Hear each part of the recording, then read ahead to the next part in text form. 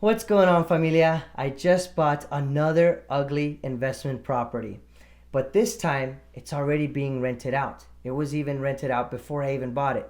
So I'm just inheriting the tenants. And today I really want to show you what the property looks like and also walk you through the numbers on this property so that you guys can all see what I'm expecting to see as my return on investment for this property. So let's just get right into it. Alright, so the way that I found this property was actually through my wife. She was looking at Facebook, just scrolling around one day late last year, and she came across this property. This property is actually located 45 minutes away from where we live right now, and it was listed for $75,000. Now, we were able to negotiate that down to $55,000, and I won't really explain to you how we went back and forth in negotiations, but that was a really cool experience, and I have a video talking about that. I'll link it up right up here. Before I talk any more about the numbers though, I really want to share with you why I decided to invest 45 minutes away and kind of like what's going on with that market right now. So the thing about it is basically that I commute to that town every day for work already. That is where my company actually bases some of their offices out of. And so that's made me pretty familiar with that area. Now, another thing, which is actually probably the most important, is that everything around that town is a lot of oil field production. And so there's a lot of companies that have basically set up shop there in that small town. And so what happens is that a lot of people from all around Texas come over here to work, and even some neighboring states come over here to work. And so what that creates is a demand for housing for all these workers. And so that's basically what's going on right now, is that the tenants that are in the house that I just bought are workers, and they're here for just a season. And then when oil production calms down, normally a lot of people leave and go back to their homes. And then when the oil field picks back up, all of these people return. But I'm not here to talk about the booms and busts of the oil field, but just know that a lot of demand is created because a lot of these workers come over here to work. And so that is why I decided to invest in that area right now. And so now as I walk you through this property, keep in mind that there are workers living in this property and it's not rented out to your typical average American family. All right, now this home is a 3-bedroom, 2-bathroom house with around 1,000 square feet. And the reason I look for that is because I feel like those types of homes can rent out a lot faster than a 1-bedroom, 1-bath or 2-bedroom, 1-bath. But again, let me just say, as we're walking through this property, it is not the prettiest property in town. And that's okay. Even when I was walking their property through, I was literally thinking like, I would never bring my family to come live in this type of house and in this type of condition. But that's where you really have to make the difference. I've heard it been said before that you shouldn't be falling in love with these properties that you're investing in. You should be falling in love with the return on investment, because then that can lead you into falling into a bad deal right off the bat, or overspending in a property just to try and make it look really good the way that you want it to because you're in love with it. And so all of that can be very detrimental for your return on investment. And so on the other side of the coin, you should be looking and taking care of that return on investment and falling in love with that. And so with that being said, let's just go ahead and get right into the numbers, shall we? All right, so I bought the property for $55,000, right? We established that. And then my monthly mortgage payment is, for me, pretty low. I mean, I've never had this low of a mortgage payment before, or have even heard of someone having this low of a mortgage payment. The mortgage payment is $420, and that includes my mortgage, my interest, my taxes, and insurance. PITI. Okay, all of that put together comes up to around $420. That is insane, right? Like, you hear about car payments for $420, but have you ever heard of a mortgage payment for $420? I mean, to me, that's just unreal. Like, that is so cool that you can invest in a property and pay monthly payments as much as you would for a brand new car. I mean, come on, guys, we're out here buying all of these cars that we can't afford. Why don't we just spend it into a house? Like, this is awesome. And then get this, the rents are at $1,500. Now you could say, whoa, dude, you're making like $1,080 a month after you subtract the mortgage payment and all that, and you're left with all of that in the month. I mean, that is awesome.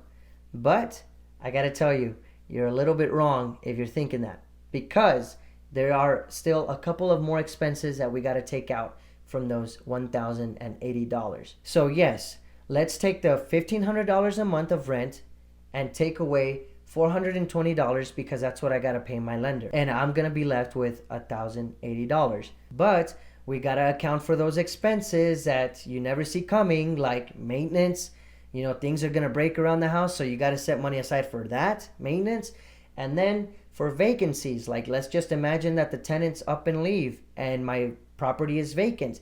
I gotta set money aside for that, just in case I have a whole month or even 2 months where I have no tenants paying me rent. I can use the money from that pool to help pay for my mortgage. So for all that, let's just take away around $280 a month to set aside for all of that. And then boom, I'm left with my cash flow, $800 a month. That is actually still really, really good. All right, so stay with me here, okay? Because to buy the property, I actually had to come up with some cash, right? I have to pay my down payment, and then I gotta pay closing costs. All of that put together, I spent around $13,000. And side note, this is why I tell a lot of you guys that it takes around $20,000 to begin investing in real estate. Yes, I know that there are some ways, I don't know about them, on how you can invest with zero money down and invest with other people's money. But in my experience, the way I'm doing it and the way I'm starting out, you know, I'm using my own cash, I'm using my own funds here. And that's why I'm saying, if that's what you plan on doing, set aside $20,000. Even if it's going to be less than that upfront to pay for your first property, you at least have a cushion. So I think $20,000 is always just a great number. But anyway, let's get back on track here. I have also spent $2,000 in fixing some stuff up on that property already. So that has increased my total expense from $13,000 to $15,000.